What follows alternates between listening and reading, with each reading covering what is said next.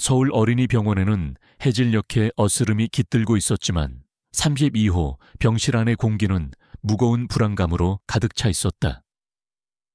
이강민은 7살 난 딸 하늘이의 작고 창백한 손을 꼭 잡았다. 심장이 누군가에게 꽉 움켜쥐어진 듯 답답했다.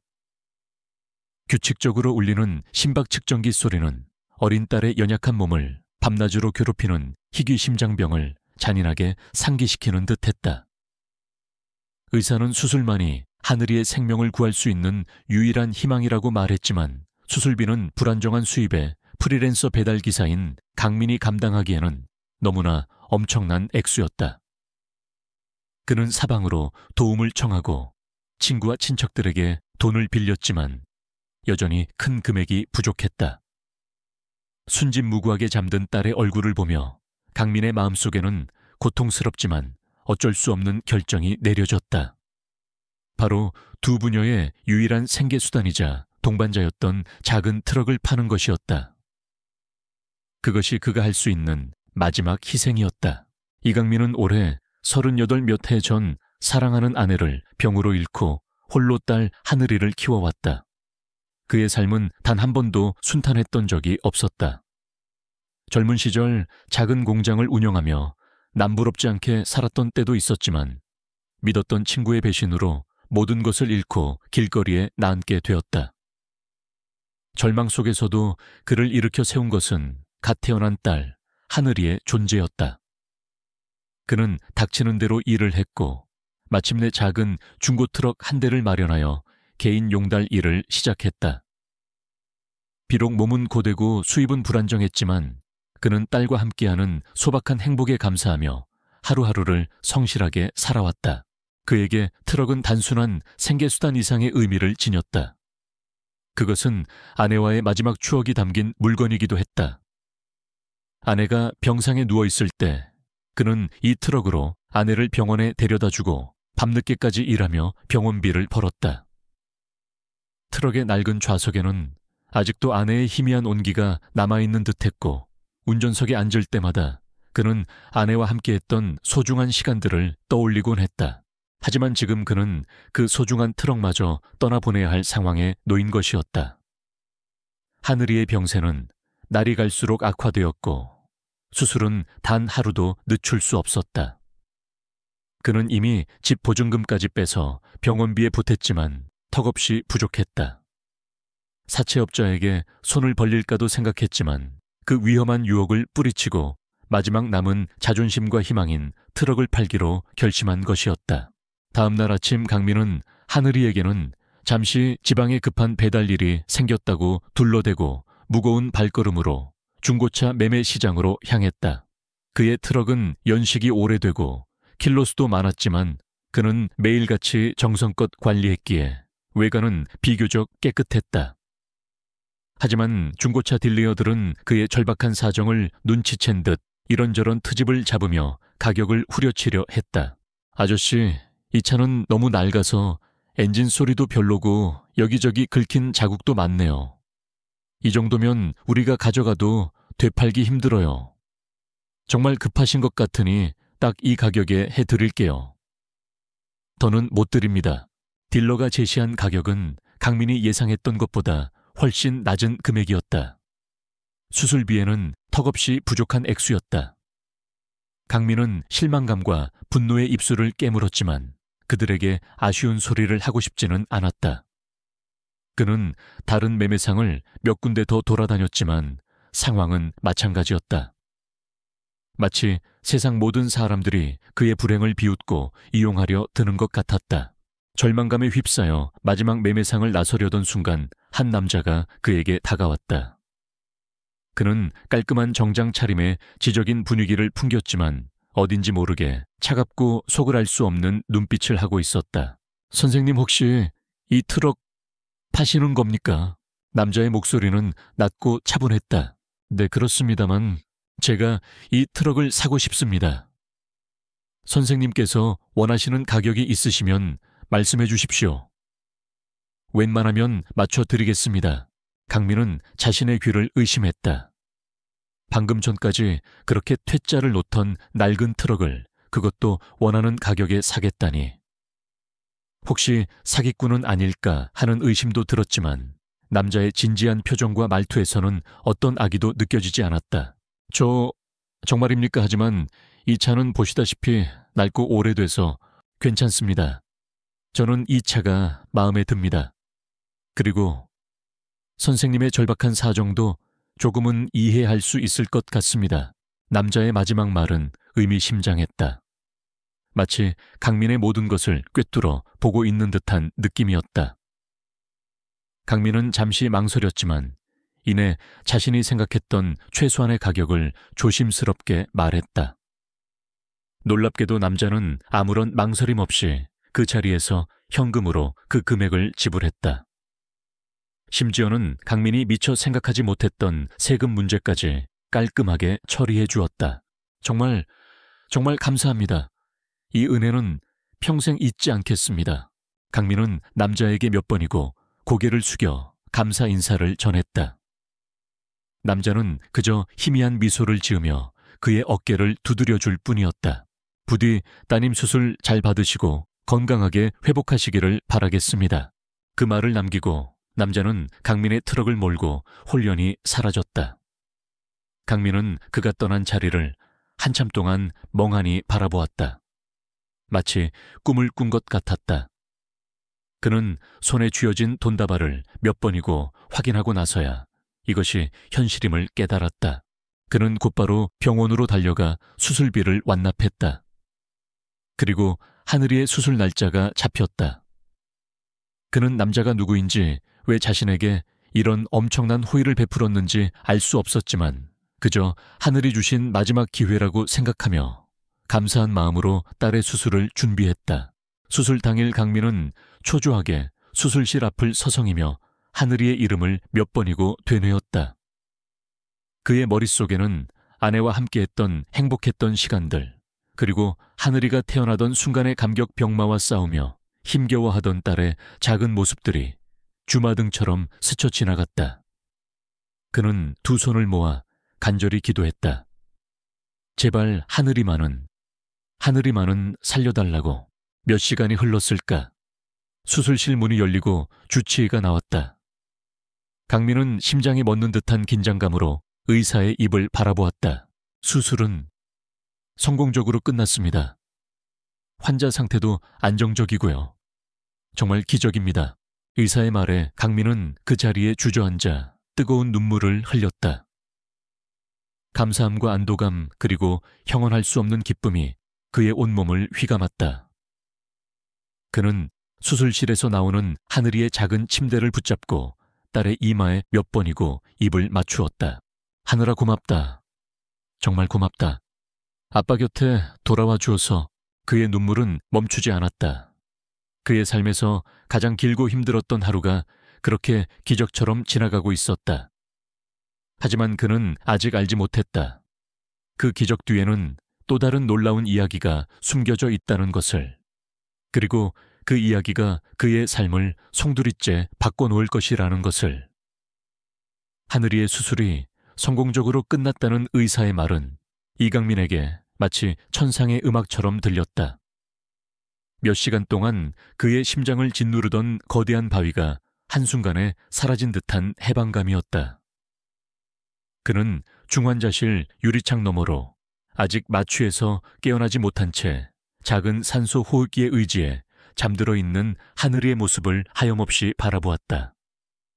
아이의 작은 가슴팍에는 수술 자국을 덮은 하얀 붕대가 감겨 있었지만 그 아래에서는 분명 새 생명의 고동이 힘차게 뛰고 있을 터였다. 하늘아, 아빠, 딸, 잘 해냈어. 정말 잘 해냈어. 강민은 유리창에 이마를 기댄 채 뜨거운 눈물을 흘렸다. 감사함과 안도감, 그리고 딸에 대한 측은함과 사랑이 뒤섞인 복잡한 감정이었다. 그는 지난 몇 년간 하늘이의 병간호를 하며 숱한 밤을 눈물로 지새웠고 단 하루도 마음 편히 잠들지 못했다. 하지만 오늘만큼은 아주 오랜만에 희미한 희망의 빛을 본 것 같았다. 수술 후 며칠 동안 강민은 병원 간이 침대에서 쪽잠을 자며 하늘이 곁을 떠나지 않았다. 하늘이는 아직 어려서 수술 후 회복 과정이 더디고 힘들었지만 강인한 아이답게 잘 견뎌내 주었다. 가끔씩 열이 오르거나 통증을 호소할 때면 강민은 밤새도록 아이의 손을 잡고 기도하며 간호했다. 그의 거칠고 투박한 손길이었지만 그 안에는 세상 그 어떤 부드러움보다도 따뜻한 부정, 후칭이 담겨 있었다. 하늘이가 조금씩 기력을 회복하고 중환자실에서 일반 병실로 옮겨지던 날, 강민은 처음으로 제대로 된 식사를 할 수 있었다. 병원 구내식당의 값싼 백반이었지만 그에게는 세상 어떤 진수성찬보다도 꿀맛처럼 느껴졌다. 하지만 식사를 하면서도 그의 머릿속은 온통 앞으로의 걱정으로 가득 차 있었다. 수술비는 겨우 해결했지만 하늘이의 퇴원 후 요양비와 정기적인 검진 비용, 그리고 무엇보다 당장의 생계가 막막했다. 그의 유일한 생계 수단이었던 트럭은 이미 팔아버린 후였다. 트럭 없이는 당장 다음 달 월세도 하늘이의 분유값도 감당하기 어려운 현실이었다. 그는 밤마다 병실 구석에서 남몰래 한숨을 내쉬었다. 하늘이 앞에서는 애써 밝은 표정을 지었지만 혼자 있을 때면 절망감이 파도처럼 밀려왔다. 그는 죽은 아내와의 약속을 떠올렸다. 하늘이만큼은 세상 누구보다도 행복하게 키워주겠다고 아빠가 하늘이의 든든한 버팀목이 되어주겠다고 맹세했었다. 하지만 지금의 그는 너무나 무력하고 초라했다. 여보, 미안해. 내가 너무 부족해서 하늘이에게 더 좋은 환경을 만들어주지 못해서. 정말 미안해. 그는 아내의 사진을 보며 가슴을 쳤다. 사진 속 아내는 여전히 아름다운 미소를 짓고 있었지만 그 미소가 오늘따라 더욱 슬프게 느껴졌다. 며칠 후 하늘이는 기적적으로 빠르게 회복하여 퇴원을 앞두게 되었다. 의사조차 놀랄 정도의 회복력이었다. 아마도 하늘이의 강한 삶의 의지와 아빠의 지극한 사랑이 만들어낸 기적일 터였다. 퇴원 수속을 밟던 날 강민은 다시 한번 현실의 벽에 부딪혔다. 예상보다 많은 추가 비용이 발생했고 그가 가진 돈으로는 턱없이 부족했다. 그는 병원 원무과 직원에게 사정했지만 냉정한 거절만 돌아올 뿐이었다. 선생님, 저희도 사정은 딱하지만 어쩔 수 없습니다. 병원 규정상 미납된 진료비가 있으면 퇴원이 불가능합니다. 강민은 절망감에 무릎이라도 꿇고 싶은 심정이었다. 하늘이는 이제 건강을 되찾았는데 돈 때문에 다시 병원에 묶여 있어야 한다니. 그는 자신의 무능함에 치를 떨었다. 그때 그의 어깨를 누군가가 가볍게 두드렸다. 돌아보니 하늘이의 주치의인 김 선생이었다. 김 선생은 강민의 어려운 사정을 누구보다도 잘 알고 있었고 그동안 물심양면으로 그를 도와주려 애썼던 따뜻한 마음을 가진 의사였다. 이강민 씨, 너무 상심하지 마십시오. 제가 병원장님께 잘 말씀드려서 일단 퇴원 수속부터 밟을 수 있도록 조치해드리겠습니다. 그리고 나머지 병원비는 천천히 분할해서 갚으실 수 있도록 제가 한번 더 부탁드려 보겠습니다. 김 선생의 배려에 강민은 감격의 눈물을 흘렸다. 세상은 아직 살만하다는 것을, 그리고 따뜻한 마음을 가진 사람들은 여전히 존재한다는 것을 그는 다시 한번 깨달았다. 정말 감사합니다, 선생님. 이 은혜는 평생 잊지 않겠습니다. 별 말씀을요. 하늘이가 건강하게 퇴원하는 것이 저에게는 가장 큰 보람입니다. 앞으로 하늘이 잘 키우시고 두 분 모두 행복하게 사시길 바라겠습니다. 김 선생의 도움으로 강민은 무사히 퇴원 수속을 마칠 수 있었다. 그는 하늘이의 작은 손을 잡고 병원 문을 나섰다. 오랜만에 맞는 바깥 공기는 상쾌했고 하늘은 눈부시게 푸르렀다. 하지만 그의 마음은 여전히 무거웠다. 당장 내일부터 어떻게 살아가야 할지 막막하기만 했다. 집으로 돌아가는 버스 안에서 하늘이는 창밖 풍경을 보며 신기한 듯 제잘거렸다. 오랜 병원 생활에 지쳐있던 아이는 다시 활기를 되찾은 듯 했다. 강민은 그런 딸의 모습을 보며 애써 미소를 지었지만 가슴 한구석에서는 깊은 한숨이 새어나왔다. 아빠, 우리 이제 트럭 없어요. 그럼 아빠 일은 어떻게 해요? 하늘이의 순진한 질문이 그의 가슴을 후벼 팠다. 그는 차마 딸에게 사실대로 말할 수 없었다. 응, 아빠 트럭은 잠시 멀리 여행 갔어. 곧 더 멋진 트럭이 우리 하늘이 보러 올 거야. 걱정하지 마. 그는 애써 밝은 목소리로 둘러댔지만 그의 눈가에는 물기가 어려 있었다. 집에 도착한 강민은 짐을 풀기도 전에 깊은 시름에 잠겼다. 당장 내일부터 시작해야 할 일자리도 하늘이를 돌봐줄 사람도 마땅치 않았다. 그는 몇 군데 일용직 소개소에 전화를 걸어보았지만 경기가 좋지 않아 일자리가 없다는 대답만 돌아올 뿐이었다. 그는 밤늦도록 잠 못 이루고 뒤척였다. 절망감이 그의 온몸을 짓눌렀고 그는 자신도 모르게 흐느끼기 시작했다. 그는 강한 아빠가 되고 싶었지만 현실은 그를 자꾸만 나약하게 만들었다. 하늘아, 아빠가 미안하다. 정말 미안하다. 그의 뜨거운 눈물이 베개를 적셨다. 칠흑 같은 어둠 속에서 그는 한 줄기 희망의 빛이라도 찾아보려 애썼지만 그의 눈에는 아무것도 보이지 않았다. 마치 그의 인생처럼 모든 것이 캄캄하기만 했다. 과연 그에게도 내일이라는 것이 존재할 수 있을까? 그는 그저 간절히 기도할 뿐이었다. 제발 이 절망의 끝에서 기적이 일어나기를. 하늘이의 퇴원 후 며칠은 이강민에게 마치 안개 속을 걷는 듯한 시간이었다.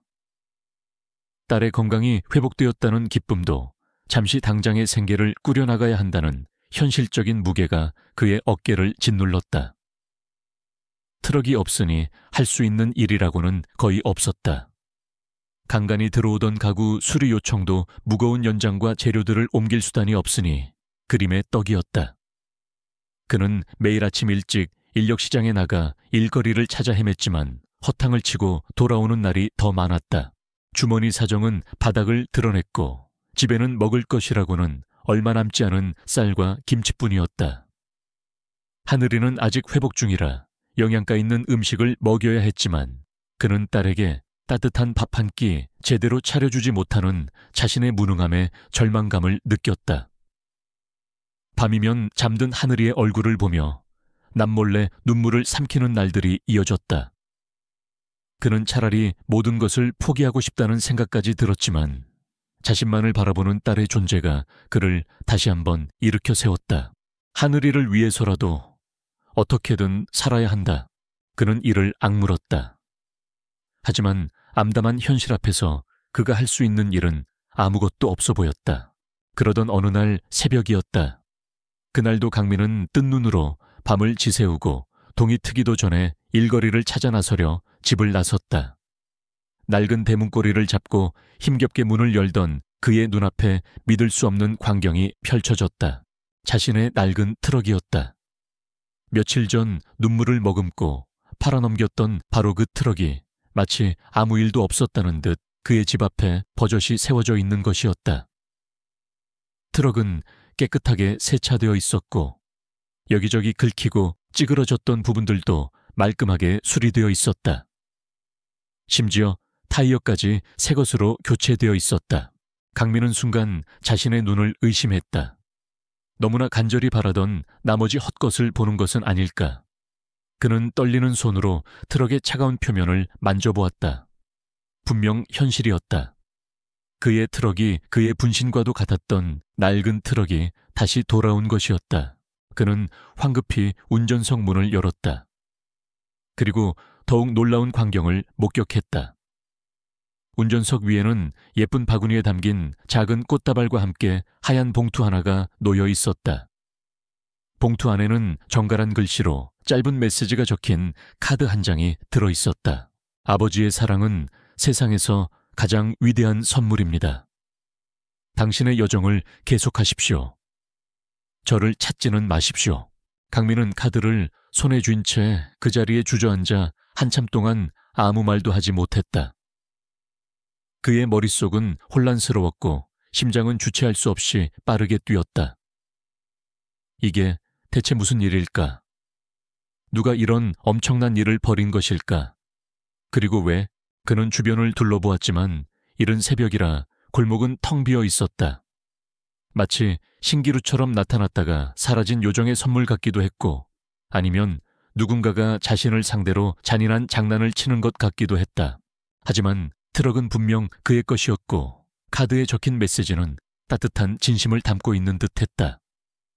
그는 자신도 모르게 뜨거운 눈물을 흘렸다. 절망의 끝에서 만난 한 줄기 빛. 그것은 그에게 단순한 트럭 이상의 의미를 지니고 있었다. 그것은 바로 희망이었고 기적이었다. 그는 조심스럽게 트럭에 시동을 걸었다. 익숙한 엔진 소리가 경쾌하게 울려 퍼졌다. 마치 오랜만에 만난 친구처럼 트럭은 그를 반갑게 맞이하는 듯했다. 그는 운전대를 잡고 한참 동안 아무 말 없이 앉아 있었다. 그의 가슴 속에서는 감사함과 함께 이 엄청난 호의를 베푼 익명의 은인에 대한 궁금증이 파도처럼 밀려왔다. 도대체 누구일까? 나 같은 사람에게 이런 엄청난 선물을 보낸 사람이. 그는 지난 며칠 동안 자신에게 일어났던 일들을 되짚어 보았다. 트럭을 팔던 날 마지막으로 자신의 트럭을 사갔던 그 정장 차림의 남자.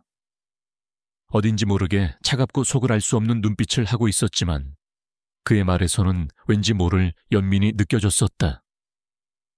혹시 그 남자일까 하지만 그가 왜 아니면 하늘이의 수술을 도와주었던 김 선생일까 하지만 그는 평범한 의사일 뿐 이런 엄청난 일을 벌일 만한 재력이나 이유는 없어 보였다.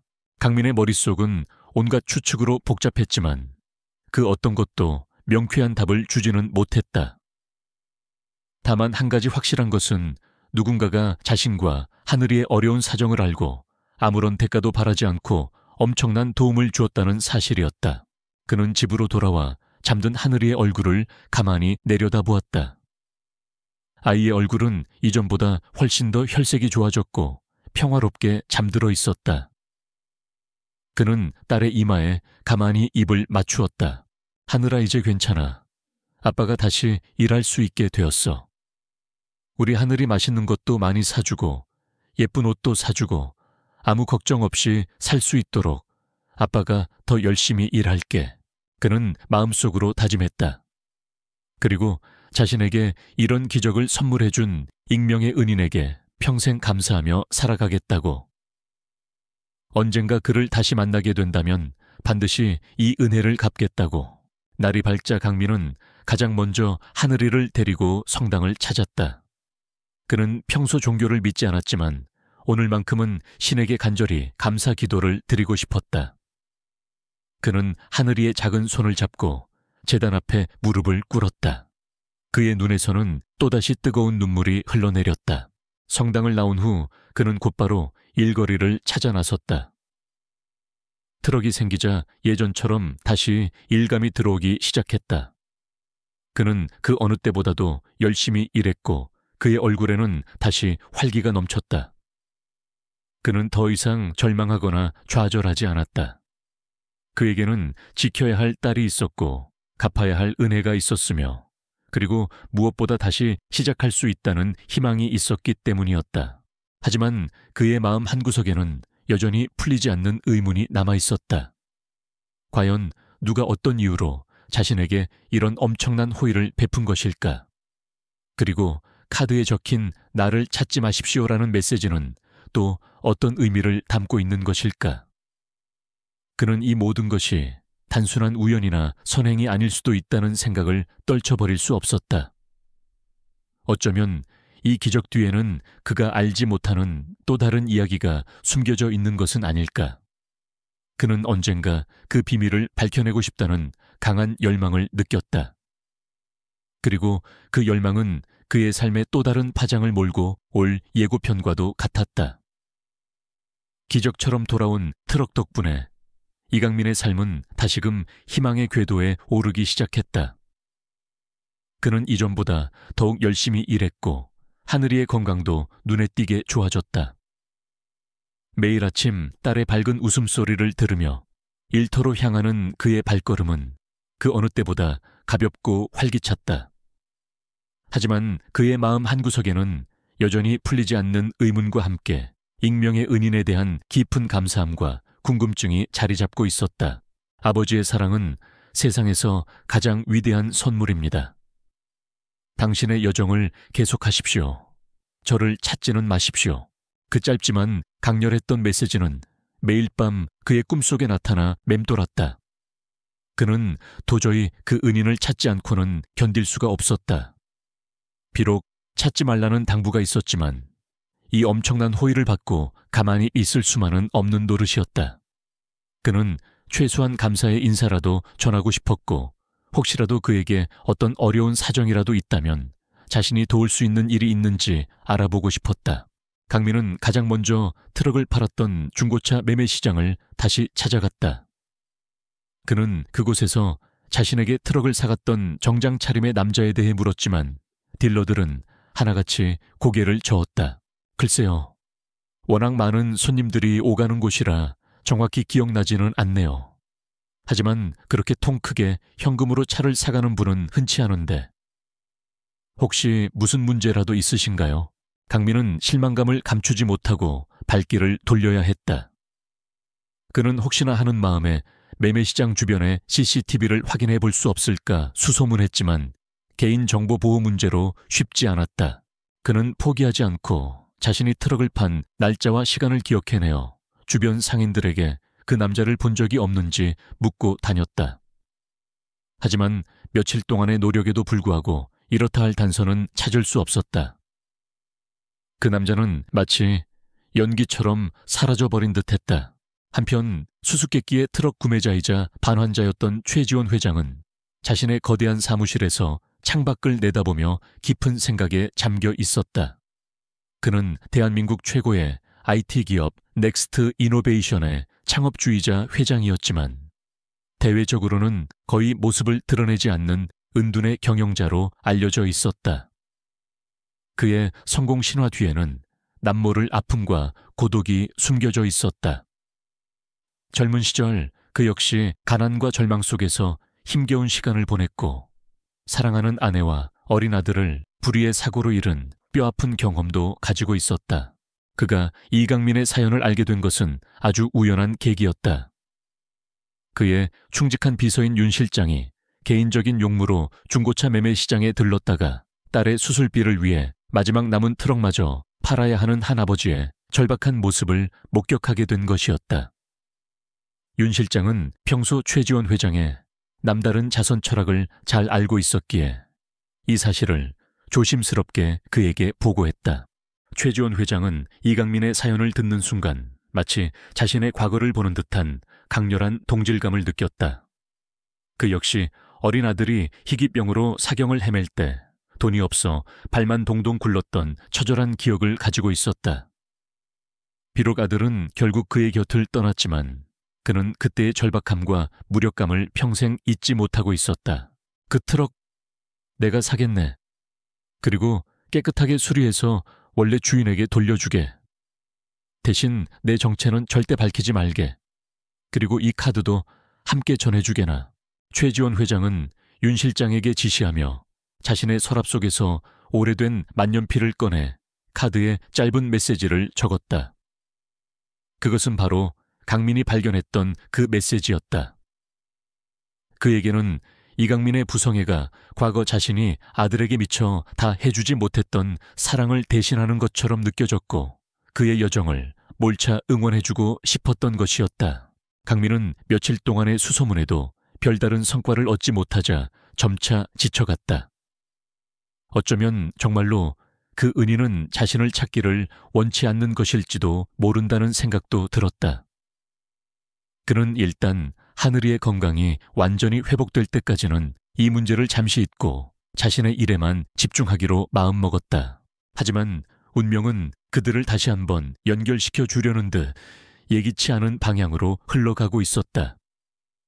하늘이가 퇴원 후 정기검진을 받기 위해 찾았던 서울 어린이병원에서 강민은 우연히 최지원 회장의 아내와 아들의 기일을 맞아 병원에 거액의 후원금을 전달하는 최 회장의 모습을 멀리서 보게 된 것이었다.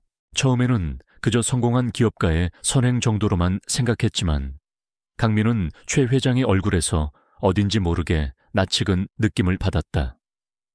그리고 그의 옆에 서 있는 윤 실장의 모습을 보는 순간 강민은 모든 것을 깨달았다. 바로 그들이었다. 자신의 트럭을 사갔던, 그리고 다시 돌려주었던 그 정장 차림의 남자들. 강민은 심장이 터질 것처럼 빠르게 뛰는 것을 느꼈다. 그는 당장이라도 그들에게 다가가 감사를 표하고 싶었지만 나를 찾지 마십시오라는 메시지가 그의 발목을 잡았다. 그는 차마 그들의 선의를 무시하고 다가갈 용기가 나지 않았다. 그는 그저 멀리서 최지원 회장의 모습을 한참 동안 바라볼 뿐이었다. 최 회장은 병원에 있는 아이들에게 다가가 따뜻한 미소를 지으며 선물을 나눠주고 있었고, 그의 얼굴에서는 성공한 사업가의 냉철함보다는 아이들을 진심으로 아끼고 사랑하는 인간적인 따뜻함이 묻어나왔다. 그 모습을 보며 강민은 깨달았다. 최지원 회장이 자신에게 베푼 호의는 단순한 동정이나 변덕이 아니었음을. 그 안에는 과거 자신의 아픔을 통해 다른 사람의 고통을 깊이 이해하고 공감하는 진정한 인간애가 담겨 있었다는 것을. 강민은 더 이상 그를 찾으려 애쓰지 않았다. 대신 그는 마음속으로 깊이 다짐했다. 언젠가 자신이 성공하여 다른 사람을 도울 수 있는 위치가 된다면 자신 또한 최지원 회장처럼 아무런 대가도 바라지 않고 진심으로 다른 사람을 돕겠다고. 그리고 그것이 바로 자신이 받은 은혜에 보답하는 유일한 길이라고 생각했다. 그는 하늘이의 손을 잡고 조용히 병원을 나섰다. 그의 마음은 그 어느 때보다도 평온하고 따뜻했다. 비록 은인의 정체를 알게 되었지만 그는 그 비밀을 가슴속에 묻어두기로 했다. 그리고 자신에게 주어진 이 기적 같은 삶을 더욱 열심히 그리고 더욱 감사하며 살아가기로 다짐했다. 하지만 그들의 인연은 여기서 끝이 아니었다. 운명은 또 다른 방식으로 그들을 시험하고 또 다른 방식으로 그들을 연결시켜 주려 하고 있었다. 아직 강민은 알지 못했지만 최지원 회장과의 만남은 그의 인생에 또 다른 거대한 전환점을 가져다줄 씨앗이 되고 있었다. 그리고 그 씨앗은 머지않아 예상치 못한 사건들을 통해 싹을 틔우게 될 것이었다. 풀리지 않은 수수께끼와 알 수 없는 미래에 대한 불안감 속에서도 강민은 묵묵히 자신의 길을 걸어가기 시작했다. 익명의 은인 최지원 회장의 존재를 어렴풋이 알게 된 후에도 이강민은 섣불리 그에게 다가가려 하지 않았다. 나를 찾지 마십시오 라는 메시지의 무게를 그는 존중했고, 언젠가 자신이 받은 만큼 다른 이에게 베풀 수 있는 날이 오기를 기다리며 묵묵히 자신의 삶을 살아갈 뿐이었다.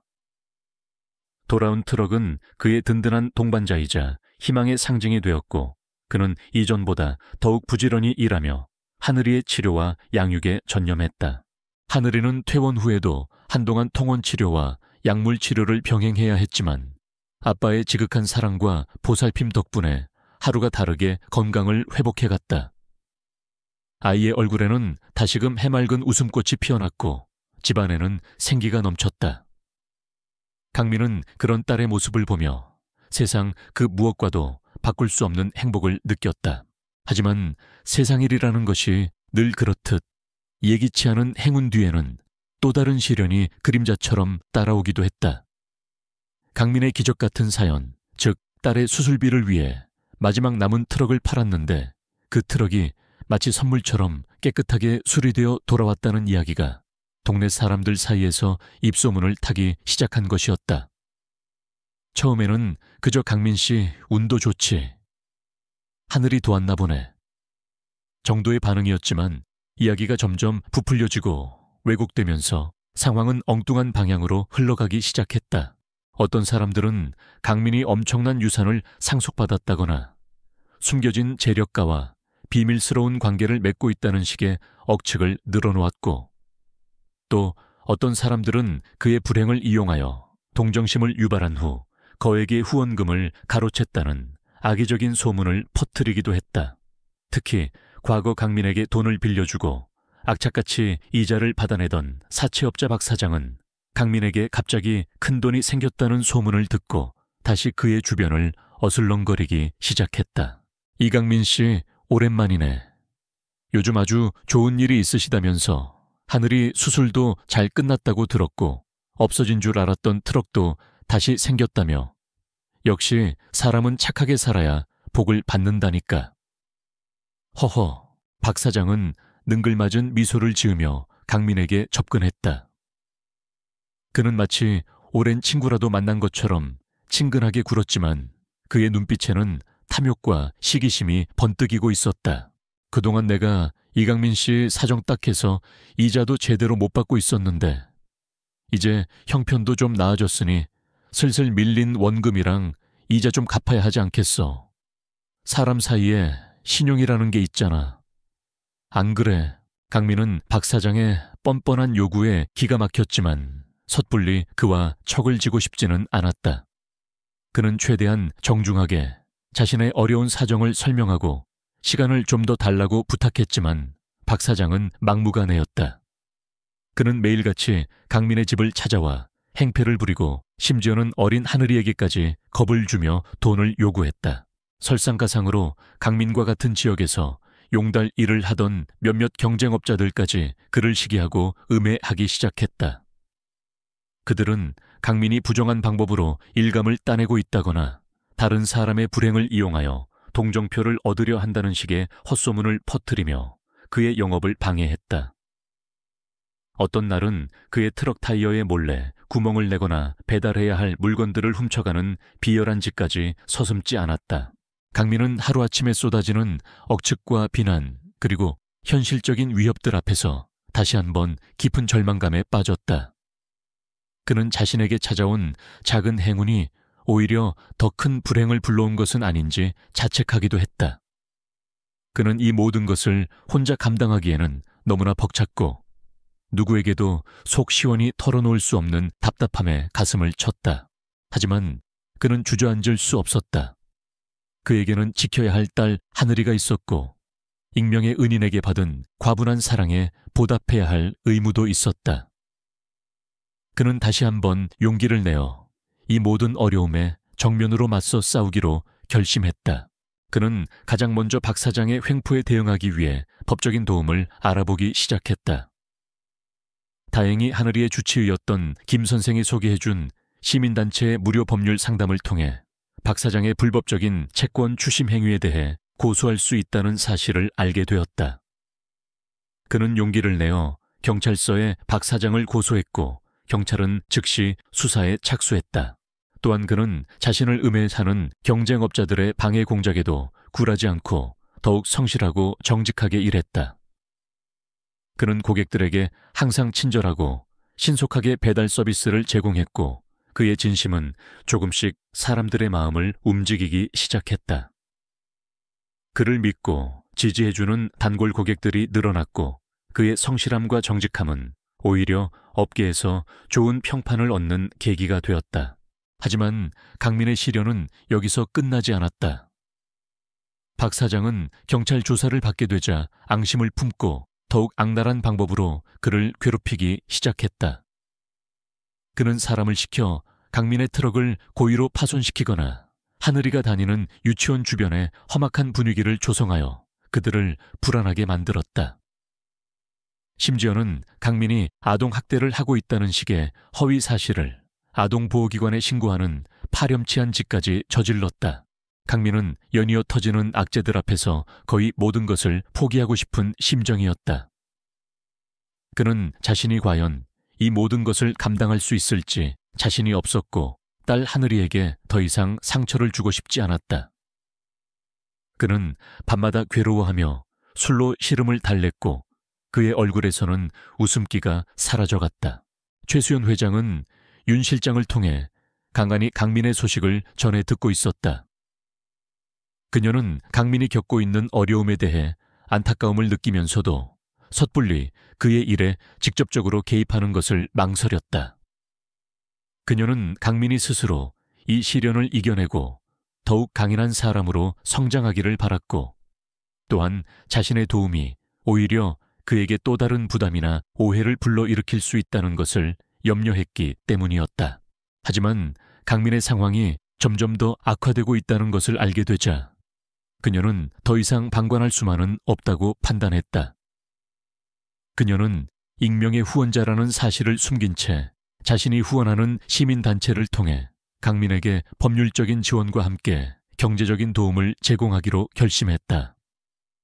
또한 박 사장의 불법적인 행위와 경쟁업자들의 비열한 방해 공작에 대한 증거들을 수집하여 관계기관에 제보하는 등 보이지 않는 곳에서 강민을 돕기 시작했다. 강민은 자신에게 갑자기 찾아온 또 다른 도움의 손길에 어리둥절했지만 이내 그것이 자신을 지켜보고 있는 익명의 은인의 또 다른 배려일지도 모른다는 생각을 했다.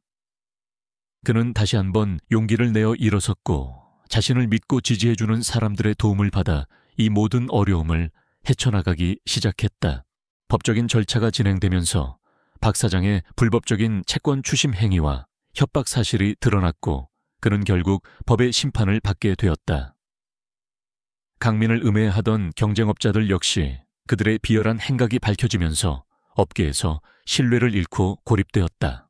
모든 시련이 끝난 것은 아니었지만 강민은 자신을 짓누르던 거대한 어둠 속에서 한 줄기 빛을 발견한 듯 했다. 그는 세상이 아직은 살만하다는 것을, 그리고 진심은 언젠가 반드시 통한다는 것을 다시 한번 깨달았다. 그는 자신에게 찾아온 이 새로운 빛을 따라 딸 하늘이와 함께 꿋꿋하게 앞으로 나아가기 시작했다.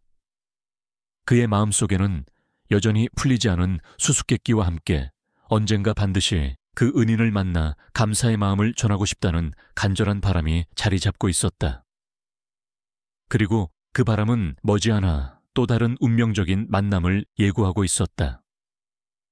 박 사장의 악행이 법의 심판을 받고 이강민을 음해하던 경쟁업자들이 업계에서 고립되면서 그의 삶에는 조금씩 평화가 찾아오는 듯했다. 그는 여전히 새벽부터 밤늦게까지 트럭을 몰며 땀 흘려 일했지만 더 이상 예전처럼 절망적이거나 외롭지 않았다. 그의 곁에는 사랑하는 딸 하늘이가 있었고 보이지 않는 곳에서 자신을 돕고 있는 익명의 은인에 대한 감사함과 언젠가는 그를 만나리라는 희미한 기대감이 그의 삶을 지탱해주고 있었다. 최수연 회장은 윤 실장을 통해 이강민이 겪었던 시련과 그것을 극복해 나가는 과정을 묵묵히 지켜보고 있었다. 그녀는 강민의 강인한 의지와 정직함 그리고 딸을 향한 그의 헌신적인 사랑에 깊은 감명을 받았고 그가 단순히 동정의 대상이 아니라 존경받아 마땅한 인물이라는 것을 깨달았다. 그녀는 이제 그를 익명으로 돕는 것을 넘어 직접 만나 그의 어려움을 함께 나누고 싶다는 생각을 하기 시작했다. 하지만 나를 찾지 마십시오라는 자신의 메시지가 마음에 걸려 섣불리 다가가지 못하고 있었다. 그러던 어느 날 강민은 자신이 법률적인 도움을 받았던 시민단체로부터 한 통의 전화를 받았다. 시민단체 창립 기념일 행사에 그를 특별 손님으로 초청하고 싶다는 내용이었다. 그동안 시민단체의 도움으로 많은 어려움을 극복했던 강민은 기꺼이 초대에 응했다. 그는 하늘이에게 예쁜 원피스를 사입히고 자신의 가장 깨끗한 양복을 꺼내 입고 행사장으로 향했다. 행사장은 서울 시내의 한 고급 호텔 연회장에서 열렸다.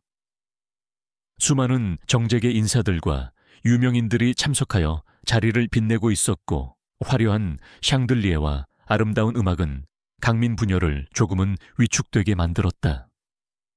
하지만 시민단체 관계자들은 그들을 따뜻하게 맞이하며 가장 좋은 자리로 안내해 주었다. 행사가 진행되는 동안 강민은 단상에서 연설을 하고 있는 한 중년 남성에게서 눈을 떼지 못했다. 그는 바로 시민단체의 이사장이자 얼마 전 병원에서 우연히 마주쳤던 넥스트 이노베이션의 최지원 회장이었다. 그리고 그의 옆에는 익숙한 얼굴, 바로 강민에게 트럭을 사갔던 윤 실장이 서 있었다. 강민은 심장이 멎는 듯한 충격을 받았다. 모든 퍼즐 조각이 맞춰지는 순간이었다. 자신에게 기적을 선물했던 익명의 은인이 바로 눈앞에 있는 최지원 회장이었다는 것을. 그는 당장이라도 달려가 감사의 인사를 전하고 싶었지만 차마 발길이 떨어지지 않았다. 그는 최 회장의 연설을 숨죽여 지켜볼 뿐이었다. 최지원 회장의 연설은 진솔하고 감동적이었다. 그는 자신이 과거에 겪었던 어려움과 상실의 아픔을 솔직하게 이야기하며 그럼에도 불구하고 희망을 잃지 않고 다른 사람을 돕는 삶을 살아가게 된 계기를 담담하게 설명했다. 그의 이야기 속에는 이강민이 겪었던 절망과 고통, 그리고 그것을 극복하려는 의지가 고스란히 담겨 있었다. 연설이 끝나고 최지원 회장은 우연을 가장하여 강민의 테이블로 다가왔다. 윤 실장이 자연스럽게 두 사람을 소개시켜 주었다. 회장님 이쪽은 얼마 전 저희 시민단체의 도움을 받으셨던 이강민 선생님이십니다. 그리고 이쪽은 이강민 선생님의 따님이신 하늘 양이고요. 아, 이강민 선생님. 만나 뵙게 되어 반갑습니다. 따님이 정말 예쁘군요. 최지원 회장은 따뜻한 미소를 지으며 강민에게 악수를 청했다. 강민은 떨리는 손으로 그의 손을 잡으며 간신히 입을 열었다. 회장님. 사실은 제가 회장님께 꼭 드리고 싶은 말씀이 있습니다. 최지원 회장은 이미 모든 것을 알고 있다는 듯 부드러운 눈빛으로 그를 바라보았다. 괜찮습니다. 이강민 선생님, 이미 다 알고 있습니다. 그리고 그럴 필요 없습니다. 아닙니다, 회장님. 저는 회장님께 평생 갚아도 다 못 갚을 은혜를 입었습니다. 어떻게든 이 감사한 마음을 전하고 싶었습니다. 강민의 눈에는 뜨거운 눈물이 차올랐다. 최지원 회장은 그런 강민의 어깨를 가볍게 두드리며 조용한 곳으로 자리를 옮겨 대화를 나누자고 제안했다. 호텔 라운지의 한적한 테이블에 마주 앉은 두 사람 사이에는 잠시 어색한 침묵이 흘렀다. 먼저 입을 연 것은 최지원 회장이었다. 이강민 선생님, 제가 왜 선생님께 그런 일을 했는지 궁금하실 겁니다. 강민은 조용히 고개를 끄덕였다. 사실 저에게도 선생님과 비슷한 아픔이 있습니다. 오래전 저도 어린 아들을 병으로 잃었습니다. 그때 저는 너무나 젊고 가난했고 아들을 살리기 위해 할 수 있는 일이 아무것도 없었습니다. 그 절망감과 무력감은 평생 제 가슴속에 깊은 상처로 남아 있습니다. 최지원 회장의 목소리가 가늘게 떨려 나왔다. 그의 눈가에도 희미한 물기가 어려 있었다. 선생님의 사연을 듣는 순간 저는 마치 과거의 제 모습을 보는 듯 했습니다. 그리고 선생님의 그 절박한 부성애 앞에서 저는 도저히 외면할 수가 없었습니다. 어쩌면 선생님을 돕는 것이 과거 제 아들에게 미처 다해주지 못했던 사랑을 대신하는 것이라고 생각했는지도 모릅니다. 그의 솔직한 고백에 강민은 아무 말도 할 수 없었다. 그는 최지원 회장의 깊은 아픔과 진심을 느끼며 다시 한번 뜨거운 눈물을 흘렸다. 두 사람은 서로 다른 삶을 살아왔지만 자식을 향한 아버지의 뜨거운 사랑이라는 공통된 감정으로 깊이 연결되어 있었다. 그래서 그 트럭은 저에게 단순한 중고 트럭이 아니었습니다. 그것은 선생님의 마지막 희망이자 따님을 향한 간절한 사랑의 증표였습니다. 저는 그 희망을 지켜드리고 싶었고 선생님의 여정을 응원하고 싶었습니다. 나를 찾지 마십시오 라고 적었던 것은 제 도움이 선생님께 어떤 부담이나 오해가 되지 않기를 바랐기 때문입니다. 그저 순수한 마음으로 드린 작은 선물이었을 뿐입니다. 최지원 회장의 말 한마디 한마디가 강민의 가슴속에 깊이 새겨졌다. 그는 이제야 모든 것을 이해할 수 있었다. 그리고 자신에게 찾아온 기적이 단순한 행운이 아니라 한 사람의 깊은 아픔과 따뜻한 마음이 만들어낸 숭고한 결과물이라는 것을 깨달았다. 회장님, 정말 뭐라고 감사의 말씀을 드려야 할지 모르겠습니다. 회장님 덕분에 저희 하늘이가 새 생명을 얻었고 저 역시 다시 살아갈 용기를 얻었습니다. 이 은혜 평생 잊지 않고 살겠습니다. 강민은 진심을 담아 최지원 회장에게 깊이 고개를 숙였다. 고개 숙이지 마십시오. 이강민 선생님. 오히려 제가 감사드립니다. 선생님 덕분에 저도 잊고 살았던 소중한 가치를 다시 한번 깨닫게 되었으니까요. 그리고 선생님의 그 용기와 정직함이 저에게도 큰 감동을 주었습니다. 두 사람은 한참 동안 말없이 서로를 바라보았다. 그들의 눈빛 속에는 깊은 이해와 존경, 그리고 따뜻한 연대감이 흐르고 있었다. 두 개의 다른 세계가 마침내 하나로 만나 서로의 아픔을 보듬고 희망을 나누는 순간이었다. 그날 이후 이강민과 최지원 회장은 단순한 은인과 수혜자의 관계를 넘어 서로의 삶을 응원하고 지지하는 특별한 친구가 되었다. 최지원 회장은 강민에게 물질적인 도움뿐만 아니라 그가 사업적으로 성공할 수 있도록 아낌없는 조언과 지원을 제공했다. 강민 역시 최지원 회장에게 인간적인 따뜻함과 삶의 소중한 가치를 일깨워주며 그의 오랜 고독과 상실감을 치유하는 데 도움을 주었다. 하늘이는 건강하게 자라 다시 유치원에 다니기 시작했고 강민의 작은 트럭은 여전히 부지런히 서울 시내를 누비며 희망을 실어 날랐다. 그의 삶은 여전히 고되고 평범했지만 더 이상 절망적이거나 외롭지 않았다.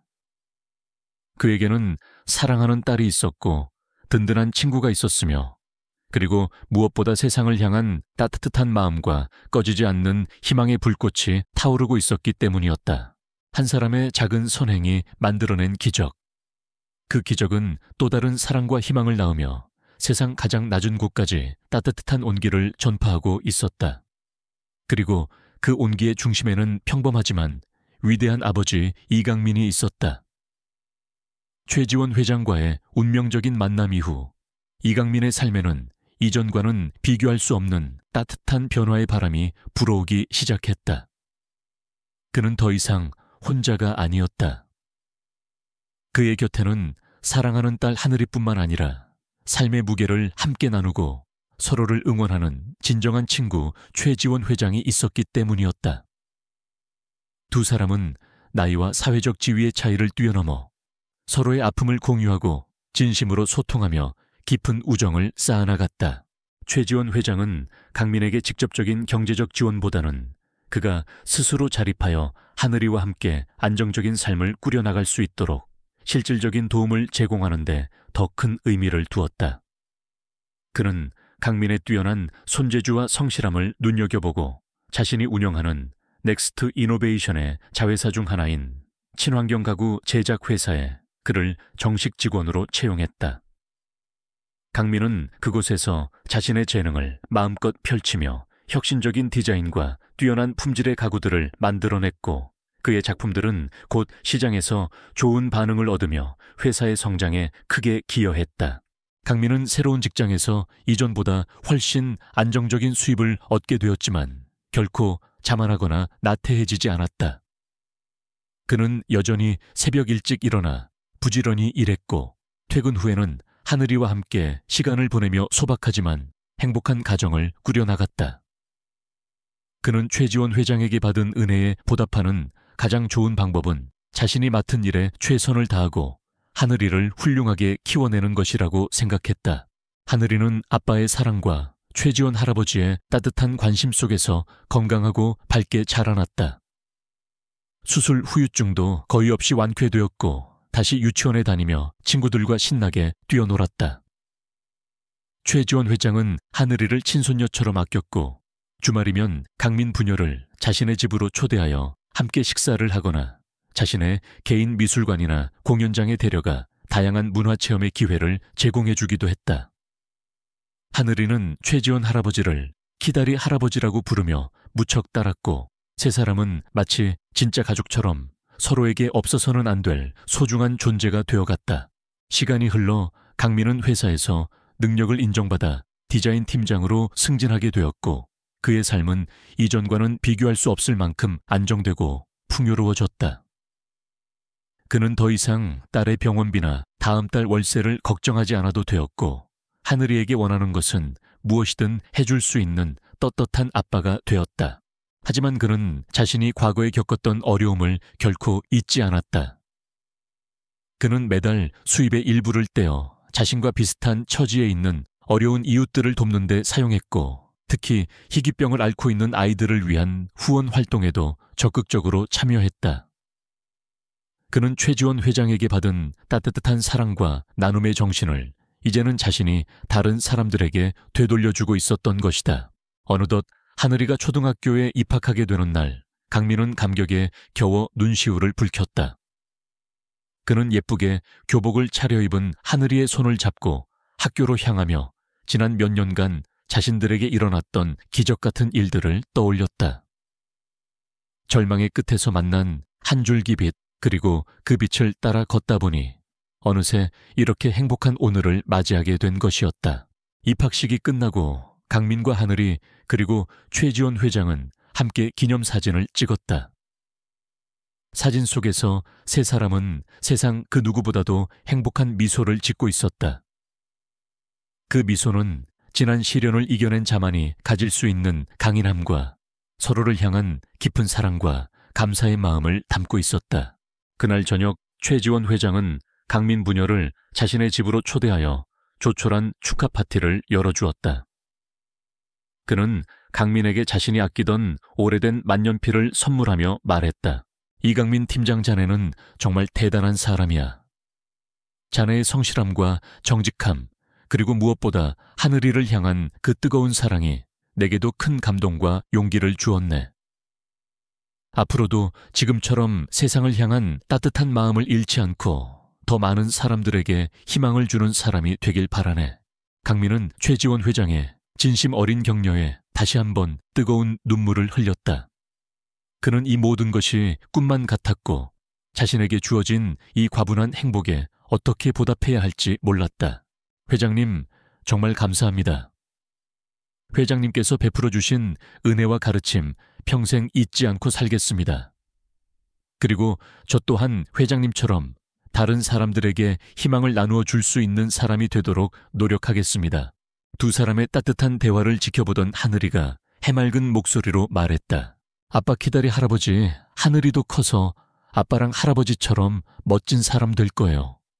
그래서 아픈 친구들도 많이 도와줄 거예요. 아이의 순수한 다짐에 어른들은 다시 한번 감동의 눈물을 글썽였다.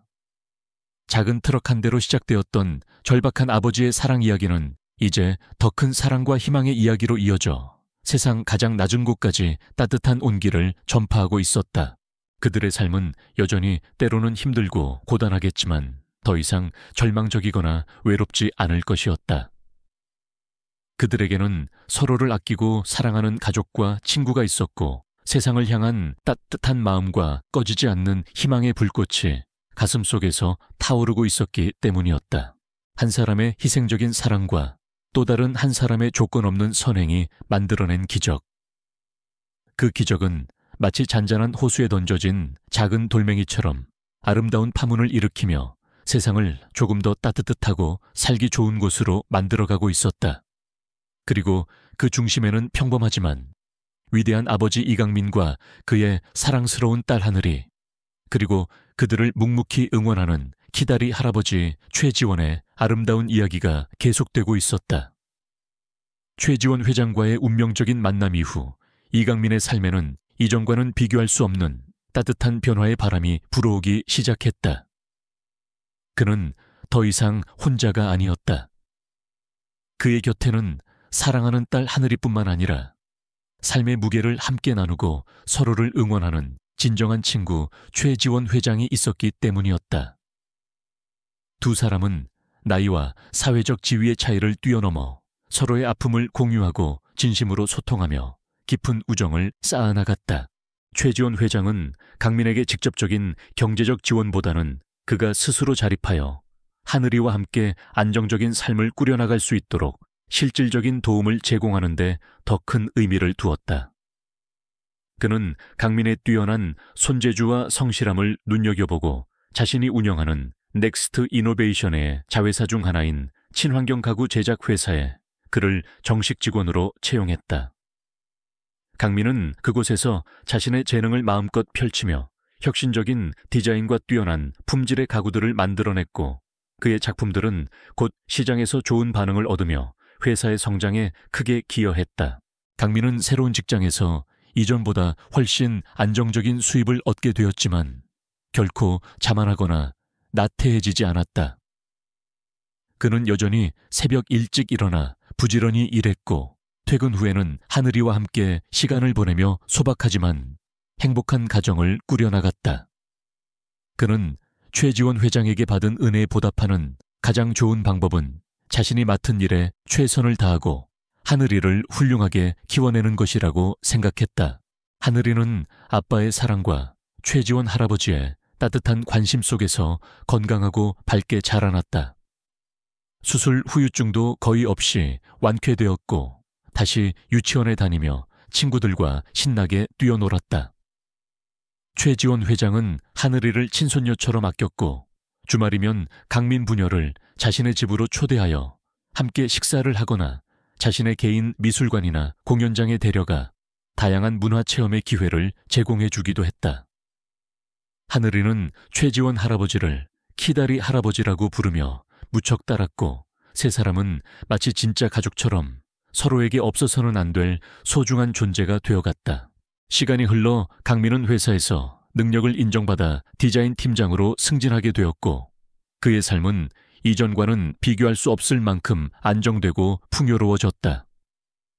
그는 더 이상 딸의 병원비나 다음 달 월세를 걱정하지 않아도 되었고 하늘이에게 원하는 것은 무엇이든 해줄 수 있는 떳떳한 아빠가 되었다. 하지만 그는 자신이 과거에 겪었던 어려움을 결코 잊지 않았다. 그는 매달 수입의 일부를 떼어 자신과 비슷한 처지에 있는 어려운 이웃들을 돕는 데 사용했고 특히 희귀병을 앓고 있는 아이들을 위한 후원 활동에도 적극적으로 참여했다. 그는 최지원 회장에게 받은 따뜻한 사랑과 나눔의 정신을 이제는 자신이 다른 사람들에게 되돌려주고 있었던 것이다. 어느덧 하늘이가 초등학교에 입학하게 되는 날, 강민은 감격에 겨우 눈시울을 붉혔다. 그는 예쁘게 교복을 차려입은 하늘이의 손을 잡고 학교로 향하며 지난 몇 년간 자신들에게 일어났던 기적 같은 일들을 떠올렸다. 절망의 끝에서 만난 한 줄기 빛, 그리고 그 빛을 따라 걷다 보니 어느새 이렇게 행복한 오늘을 맞이하게 된 것이었다. 입학식이 끝나고 강민과 하늘이 그리고 최지원 회장은 함께 기념사진을 찍었다. 사진 속에서 세 사람은 세상 그 누구보다도 행복한 미소를 짓고 있었다. 그 미소는 지난 시련을 이겨낸 자만이 가질 수 있는 강인함과 서로를 향한 깊은 사랑과 감사의 마음을 담고 있었다. 그날 저녁 최지원 회장은 강민 부녀를 자신의 집으로 초대하여 조촐한 축하 파티를 열어주었다. 그는 강민에게 자신이 아끼던 오래된 만년필을 선물하며 말했다. 이강민 팀장 자네는 정말 대단한 사람이야. 자네의 성실함과 정직함, 그리고 무엇보다 하늘이를 향한 그 뜨거운 사랑이 내게도 큰 감동과 용기를 주었네. 앞으로도 지금처럼 세상을 향한 따뜻한 마음을 잃지 않고 더 많은 사람들에게 희망을 주는 사람이 되길 바라네. 강민은 최지원 회장의 진심 어린 격려에 다시 한번 뜨거운 눈물을 흘렸다. 그는 이 모든 것이 꿈만 같았고 자신에게 주어진 이 과분한 행복에 어떻게 보답해야 할지 몰랐다. 회장님, 정말 감사합니다. 회장님께서 베풀어 주신 은혜와 가르침, 평생 잊지 않고 살겠습니다. 그리고 저 또한 회장님처럼 다른 사람들에게 희망을 나누어 줄 수 있는 사람이 되도록 노력하겠습니다. 두 사람의 따뜻한 대화를 지켜보던 하늘이가 해맑은 목소리로 말했다. 아빠 키다리, 할아버지 하늘이도 커서 아빠랑 할아버지처럼 멋진 사람 될 거예요. 그래서 아픈 친구들도 많이 도와줄 거예요. 아이의 순수한 다짐에 어른들은 다시 한번 감동의 눈물을 글썽였다. 작은 트럭 한 대로 시작되었던 절박한 아버지의 사랑 이야기는 이제 더 큰 사랑과 희망의 이야기로 이어져 세상 가장 낮은 곳까지 따뜻한 온기를 전파하고 있었다. 그들의 삶은 여전히 때로는 힘들고 고단하겠지만 더 이상 절망적이거나 외롭지 않을 것이었다. 그들에게는 서로를 아끼고 사랑하는 가족과 친구가 있었고 세상을 향한 따뜻한 마음과 꺼지지 않는 희망의 불꽃이 가슴속에서 타오르고 있었기 때문이었다. 한 사람의 희생적인 사랑과 또 다른 한 사람의 조건 없는 선행이 만들어낸 기적. 그 기적은 마치 잔잔한 호수에 던져진 작은 돌멩이처럼 아름다운 파문을 일으키며 세상을 조금 더 따뜻하고 살기 좋은 곳으로 만들어가고 있었다. 그리고 그 중심에는 평범하지만 위대한 아버지 이강민과 그의 사랑스러운 딸 하늘이, 그리고 그들을 묵묵히 응원하는 키다리 할아버지 최지원의 아름다운 이야기가 계속되고 있었다.